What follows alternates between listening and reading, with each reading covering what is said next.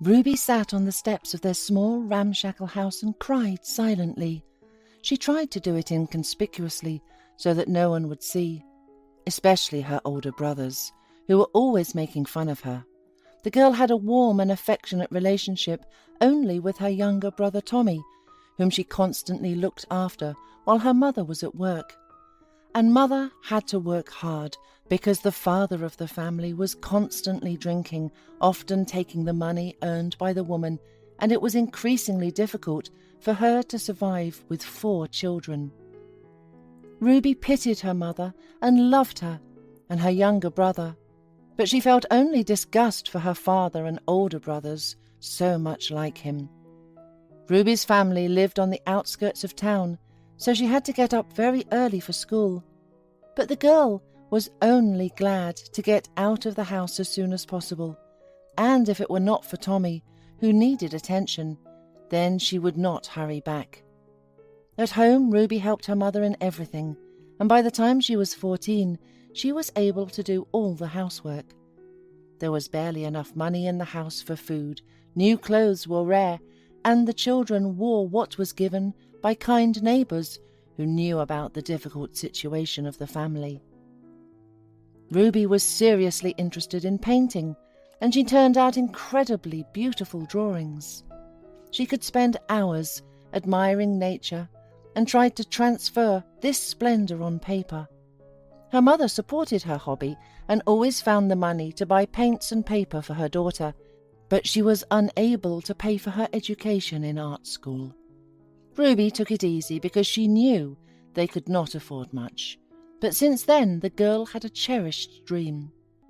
At school, Ruby practically did not communicate with anyone, as she was embarrassed that someone would know the details of her life. So she had no friends, and most of her classmates just laughed at her or didn't notice her at all. One day, when she came back from school, Ruby saw her father turning the whole house upside down, searching for money for drinking, and even hitting his mother, while little frightened Tommy was crying non-stop. At that moment, Ruby felt madly sorry for her mother, and a feeling of hatred for her father swept over her. "Mum, why do you put up with all this? How much longer can it be?" Once again, Ruby asked her mother. "Daughter, I understand it myself, but where will we go?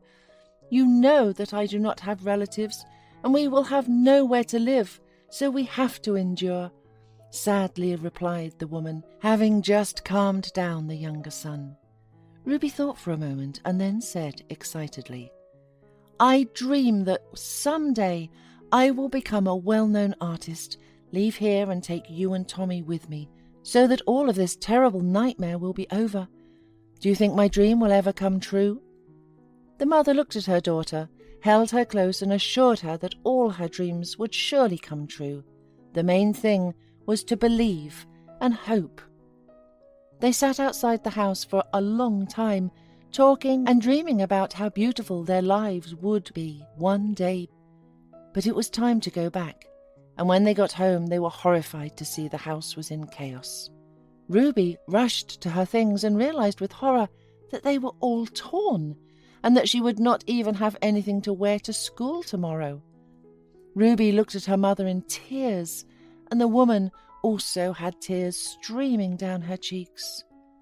But she quickly pulled herself together and soothed the sobbing Ruby, telling her that by morning she would mend everything so that no one would notice. "Why is he doing this to us? Why doesn't he love us?" "It's not like that. He just doesn't understand what he's doing. His addiction has taken him over completely." The mother tried to somehow justify the father, although she herself had long understood that he was degraded and impossible to live like that. But she had nowhere to go away from him either. Her elder sons were happy with everything, and they warned her at once that in case of divorce that they would stay with their father. And he wasn't hurting them, because they were old enough to fight him back, so the man most often took his anger out on the wife and the younger children. The next morning, Ruby, wearing a sweatshirt and skirt carefully mended by her mother, calmed down a little and went to school. On the way, she saw posters announcing an exhibition of paintings by famous artists. The girl stopped and thought dreamily. She thought to herself, "I wish I could go there and see the paintings of professionals." But she had no money to get in. Sighing sadly, she wandered on to school, not knowing that she would remember this day for the rest of her life. At first, all was quiet. The lessons went at their own pace, and during the breaks Ruby drew. She carried her folder of drawings with her always. But when in chemistry class, she had to come up to the blackboard. A wave of laughter swept through the classroom. Her classmates noticed the patches on her clothes and began to mock Ruby, and even the teacher could not pacify them. Barely able to hold back the tears, Ruby returned to her seat and was horrified to see that someone had grabbed her folder and that they were already hopelessly ruined drawings lying all over the classroom. "Stop it! Why?" shouted Ruby, trying to gather the surviving papers. After collecting what she could, she rushed out of the classroom, accompanied by the insulting shouts of her cruel classmates. Ruby spent the rest of the day in the office of the nurse. The woman knew the girl's family history and always felt sorry for her. So when she met Ruby in the hallway crying, she immediately took her to her.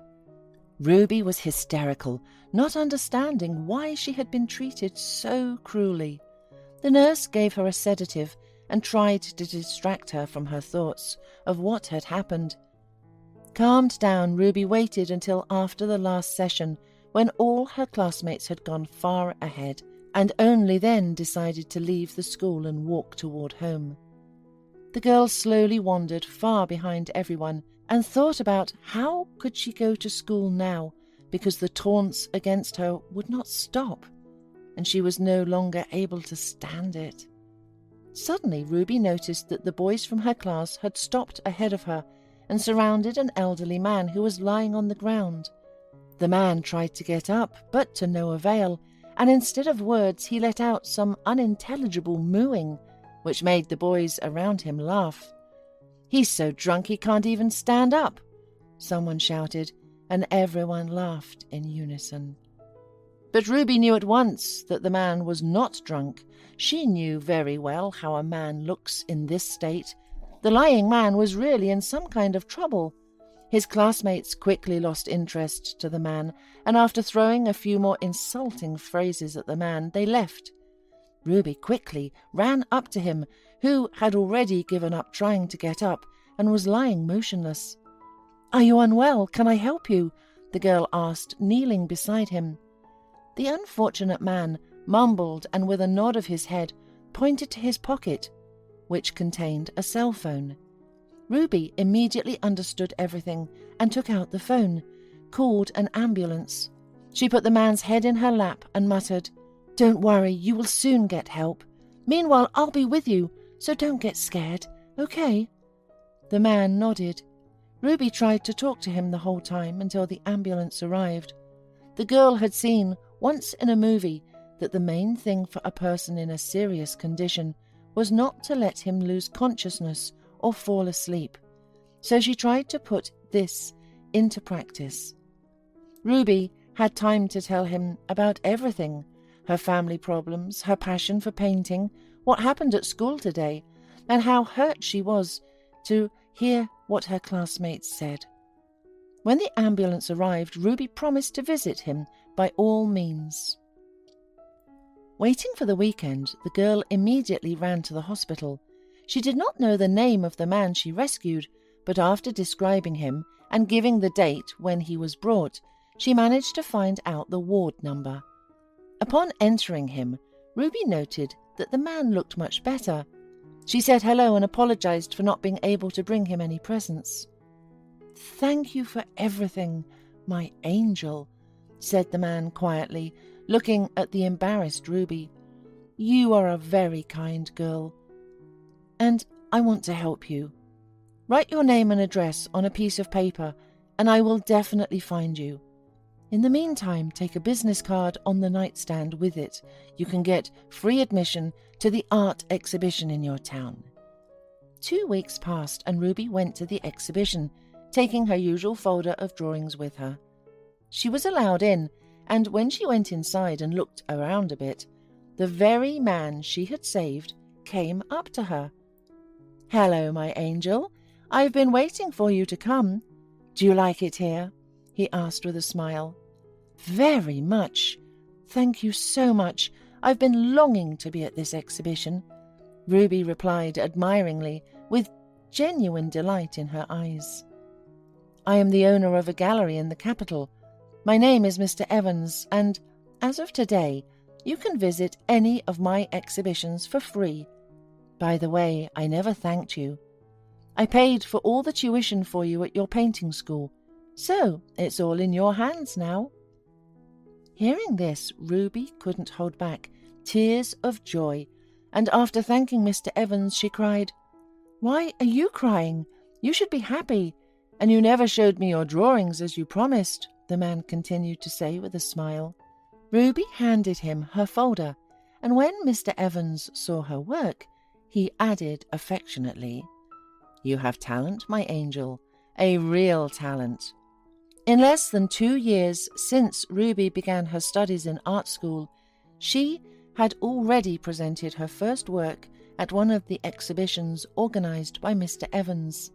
The paintings were bought immediately, and with the proceeds, Ruby was able to take her mother and younger brother and move away from her father to a rented apartment.